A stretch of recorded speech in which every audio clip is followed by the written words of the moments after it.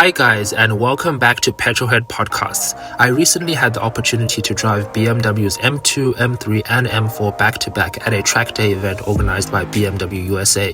Here are my impressions of how they compare in terms of driving dynamics and which is the best overall buy after driving them hard on track and after spending a lot of time looking at their exterior and interior differences. Today, we will be focusing on the 2025 M2, which starts at $69,375, with the 2025 M3, which starts at $77,875, and the 2025 M4, which starts at $82,475. In terms of exterior styling, I think all three look great, but my favorite is the M2. Without the oversized grille up front, it looks more classically styled, and the overall proportions, being shorter and more upright, remind me of the iconic E46 M3. The huge wheel arch flares also look menacing. The M3 and M4 look similar up front, but overall I prefer the M3's look, as the sedan body style, being more upright, seems to suit the large grille more. The 2025 updates, including the arrow-shaped daytime running lights, look great, and the proportions with the significantly wider wheel arch flares than the standard 3 Series and the quad exhaust round back are attractive.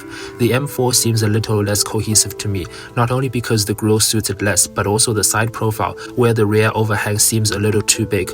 Although round back, the new M4 CSL style OLED taillights do look amazing and much better than the taillights on the M2 and M3.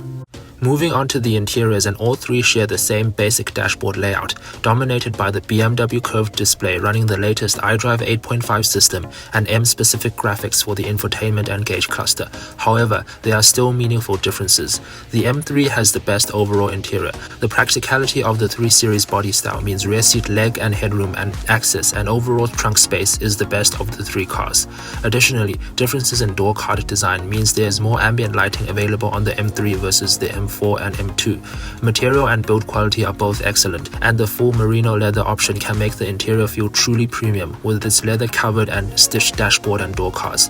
The M4 is mostly the same inside as the M3, except for having a less usable rear seat, as well as a different door card design, but the same high-level finishes and materials carry over to the M4. The M2, being the cheapest of the three, is not available with a leather dashboard and the softer merino leather. Instead, only the harder Vernasca leather is available. To be honest, Vernasca leather is not as bad as some people online say it is, and it will probably wear less over time than the softer merino leather options. Additionally, some features such as 360-degree cameras and ventilated seats are also not available on the M2. The M2's door cards also feel a little cheaper, with harder plastics used on the lower parts compared to the M3 and M4, and a different, more youthful-oriented design with the M logo patterns. Rear seat space and overall practicality is also not as good as the M3 and M4. In terms of drivetrains, the M3 and M4 are superior and identical in both offering either rear-wheel drive or all-wheel drive options with automatic transmissions, as well as a rear-wheel drive manual option. The three drivetrain options all have different power levels, with the all-wheel drive automatic option being the most powerful and quickest to accelerate. The M2 is currently offered only in one output, with the automatic model having more torque and is faster to accelerate. Rumors suggest that an all-wheel drive model of the M2 may be coming in future, but for now, only rear-wheel drive options are offered with the M2. In terms of driving experience, there are a lot of common elements among all three, including the magnificent BMW S58 inline 6-cylinder twin-turbocharged engine, which is extremely smooth, linear, and has an incredible soundtrack. It also encourages you to rev it all the way to redline.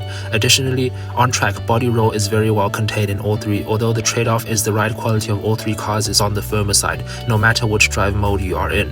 The 8-speed automatic transmission on all three are extremely smooth and fast to shift. Also, the steering feels direct in all three, but also slightly lacking in feel. In terms of how they differ, to my surprise, the best driving of the three for me was the M2. On track, it felt just as powerful and relentless in its power delivery as its more expensive brothers.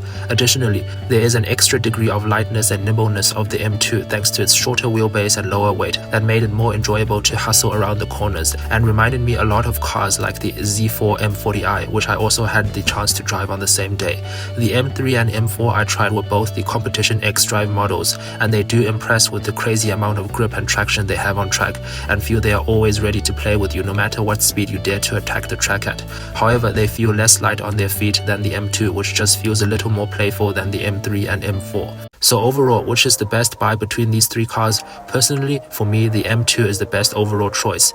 It takes the best bits from the M3 and M4, including the magnificent S58 engine, the 8-speed automatic transmission, as well as the same basic interior layout, while adding a little extra dynamism into the mix, while being by far the cheapest vehicle of the three.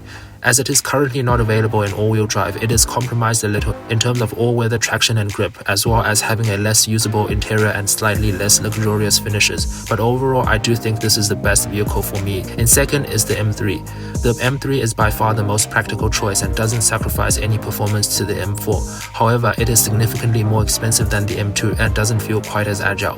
In last is the M4, which is the most expensive to buy. It's less practical than the M3, and in my opinion, the least well-resolved in terms of design. What do you guys think of this conclusion, and what are your thoughts on the M2, M3 and M4? Let me know in the comments below, and as always, please like this video and subscribe to my channel to be the first to see more amazing content like this in the future. Cheers!